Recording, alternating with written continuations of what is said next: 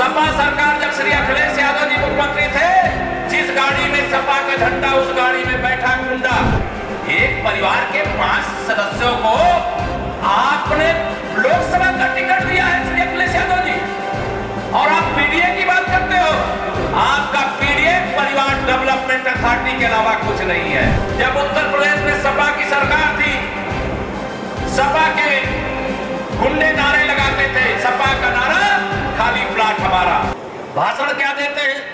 PDA. और इनके परिवार से कितने लोग कितनी सीटें लड़ रहे हैं? कन्नौज लड़ रहे हैं, फिरोजाबाद लड़ रहे हैं, बदायूं लड़ रहे हैं, मैनपुरी लड़ रहे हैं, आजमगढ़ लड़ रहे हैं। एक परिवार के 5 सदस्यों को आपने लोकसभा का टिकट दिया है श्री अखिलेश यादव जी, और आप पीडीए की बात करते हो। आपका पीडीए परिवार डेवलपमेंट अथॉरिटी के अलावा कुछ नहीं है। धोखा देने की कोशिश मत करो। आपकी धोखेबाजी को, आपकी सरकार के समय की गुंडागर्दी को कोई भूला है क्या? जब उत्तर प्रदेश में सपा की सरकार थी, सपा के गुंडे नारे लगाते थे, सपा का नारा खाली प्लाट हमारा। रहता था कि नहीं रहता था? बताओ, मैं जो बात कह रहा हूं सही है कि गलत है? सपा सरकार जब श्री अखिलेश यादव जी मुख्यमंत्री थे, जिस गाड़ी में सपा का झंडा उस गाड़ी में बैठा गुंडा। बताइए सही है कि गलत है? जब सपा की सरकार थी, रोज दंगे की आग में यूपी झुलसता था कि नहीं झुलसता था? अराजक प्रदेश बना दिया। भगवान राम के भक्तों पर तुम्हारे पिताजी की जब सरकार थी, गोली चलाई गई। वह भूल करके श्री राम जन्मभूमि तीर्थ क्षेत्र ट्रस्ट ने तुमको निमंत्रण दिया कि आओ, रामलला 500 साल बाद अपने जन्म स्थान पर विराजमान हो रहे हैं, वहां आ जाओ। लेकिन तुम्हें मुख्तार अंसारी की कब्रिस्तान पे फतिहा पढ़ने का समय तो मिल गया, लेकिन रामलला का दर्शन करने की फुर्सत नहीं मिली। अगर रामलला के दर्शन कर लेते शायद प्रायश्चित पूरा हो जाता। यही हाल कांग्रेस पार्टी का, जिससे इन्होंने गठबंधन किया।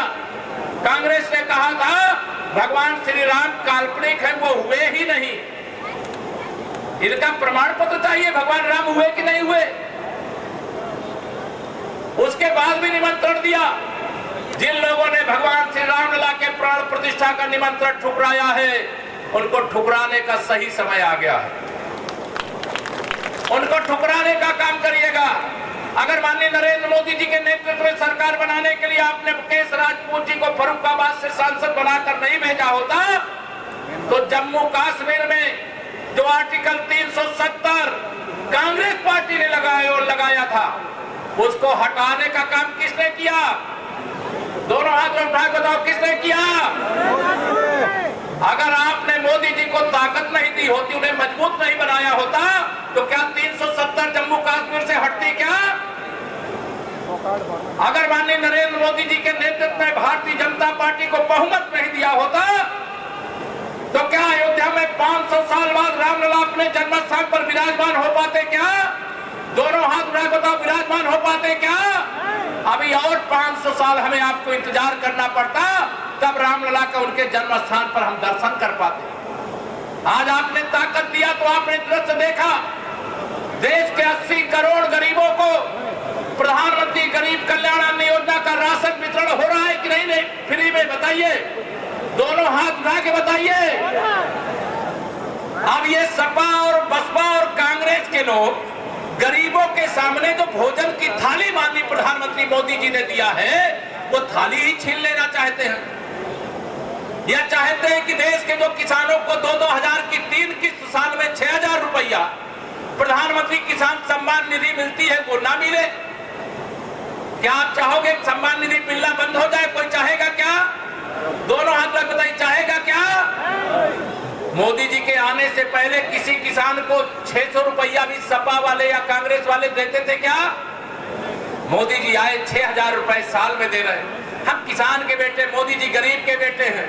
हमने भी गरीबी देखी है, हमारे प्रधानमंत्री जी ने भी गरीबी देखी है। गरीबों का दर्द जानते हैं। जो चांदी का चम्मच लेकर के पैदा हुए श्री राहुल गांधी, श्री अखिलेश यादव जी, आपको गरीबों का दर्द नहीं मालूम है।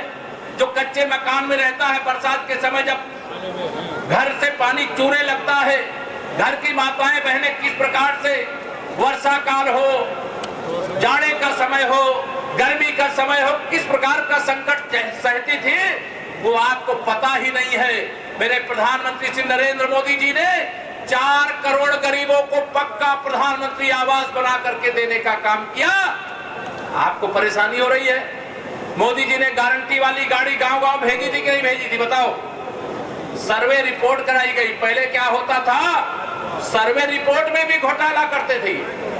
जो गरीब आदमी था उसको अमीर दिखा दिया और जो अमीर आदमी था उसको गरीब दिखा दिया। मेरे बहुत सारे गरीब ऐसे जिनको प्रधानमंत्री आवास मिलना चाहिए था, उन सबको मिला है क्या? नहीं मिला है। प्रधानमंत्री जी ने MRI करा लिया है, पूरे देश के अंदर क्या समस्या है उसका पूरा डाटा तैयार कर लिया है और कहा है कि 4 जून 4 बजे 400 पार।